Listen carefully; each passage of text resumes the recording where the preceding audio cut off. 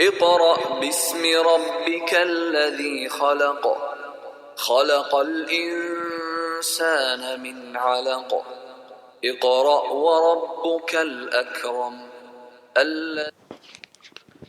Assalamu alaikum wa rahmatullahi wa barakatuhu. Jazakallah khair for all the brothers and sisters who are joining us in Learn Arabic of Quran. So inshallah we'll be learning more today. So far we have learned about the types of words in Arabic, ism, fi'al, harf, and we've done the status of ism, also halat al-ism, halat al-raf'a, which is marfu, mansub and majroor. So inshallah, in today's class, we'll be learning about the sentences in Arabic. We just briefly touched in previous session that what is a sentence?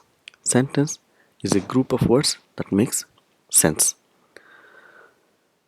So sentences, we use different types of sentences to communicate in our daily life.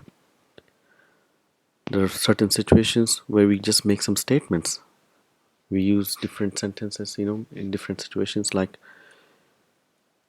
Muhammad jumped over the fence. We're just making a statement, so you understand. Sometimes we make exclamatory sentences like, oh, I'm so excited to watch this video. And we make command somebody, say, give me the book. And we can ask questions like, did you finish your homework? Did you do your homework? So if you see, each sentence conveys a different message. There's a different tone and different attitude. So it's very important to understand when we are reading Quran, what is the tone of the sentence? What is the message of the sentence? What is Allah is trying to give us some message? Or is He commanding us? Is He asking question? That's what is very important to identify what is the type of a sentence we are reading. So when you're reading Arabic, so as I said, Arabic is a simple language, so try to simplify as much as possible. So in terms of types of sentences in Arabic, we have two types of sentences. We know we have learned three types of words, ism, fi'al, harf. If you look into minute detail, there are three types of sentences, but on a broad classification, we'll say there are two types of sentences. What are those? Sentence is called jumla in Arabic. Jumlatun, but we will pronounce it jumla. So last letter is not pronounced. So first jumla, we'll try and use as much of Arabic words as possible so that we get used to those words. So first jumla, which is a jumla which begins with a ism. And what is an ism? Ism is a noun. So it is called al-jumlatul ismiyatu. And the second sentence is called a jumla which begins with a fa'al. So what is fa'al? Fa'al means verb. So this jumla is called as al-jumlatul fa'aliyatu. So there are two types of sentences. One is jumlatul ismiyah, another one is jumlatul fa'aliyah. So inshallah today we'll be learning about jumlatul ismiyah. So what is jumlatul ismiyah?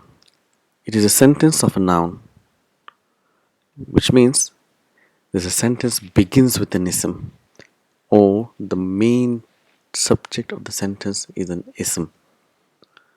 So in English we call it as a nominal sentence. So this jumla, the sentence, the jumlatul ismiyah, it has got two parts to it. So when we read the sentence, we have to look for these two parts. What are those two parts? The first part is we need to look for the subject or the title of the sentence. What is being talked about? What is the main person or a thing or an object or an idea? So what is the main title of the subject, and what is that being talked about? And that's called a news about the subject. So we got two parts. We got subject, and what we call this subject or title in Arabic, it's called as mubtada. and the news about the subject is called khabar. Mubtada means the beginning actually.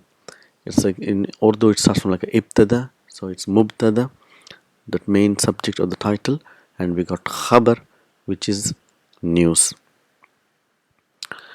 So mubtada and khabar. So if you look at these sentences, we can identify. If I say Muhammad is intelligent, so Muhammad is the subject of the sentence, and we're giving some news about him. It's called is intelligent. Let's see, how do you write in Arabic? You write Muhammadun Zakiyun. Muhammad is intelligent. If I say you are a student, how do we write? The you is a subject, and we're giving news that you are a student. Anta talibun. If say I am a teacher, say ana mudarrisun. So how do we identify in a sentence what is mubtada and what is khabar? So those who are not familiar with Arabic, when you're reading, so how do we identify when we translate to understand what is mubtada and what is khabar? If we look at these sentences, when we read in English, we read it as Muhammad is intelligent, you are a student, I am a teacher. But when you write it in Arabic, we just write Muhammadun Zakiyun, which literally means Muhammad intelligent. There is no is. Anta talibun, you a student. Ana mudarrisun, I a teacher. So there are words which are missing, which is called a coupling words which joins, which is called connectors.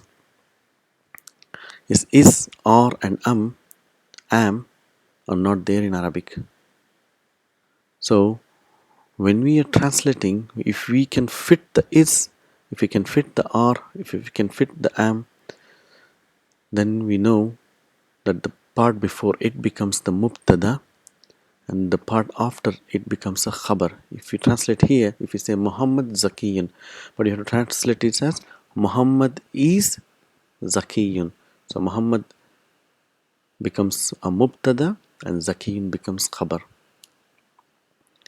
So if we identify, it's like you are a student. If we say Anta talibun, Ana mudarrisun, I am a teacher. So if we find in a sentence that missing is, then we know that the part before it becomes mubtada and the part after it becomes a khabar. Inshallah, we will be practicing more. I'll be sending some verses of the Quran so we can identify what is mubtada and what is khabar. So the part before is becomes mubtada and the part after is in a sentence becomes the khabar. Assalamu alaikum wa rahmatullahi wa barakatuhu.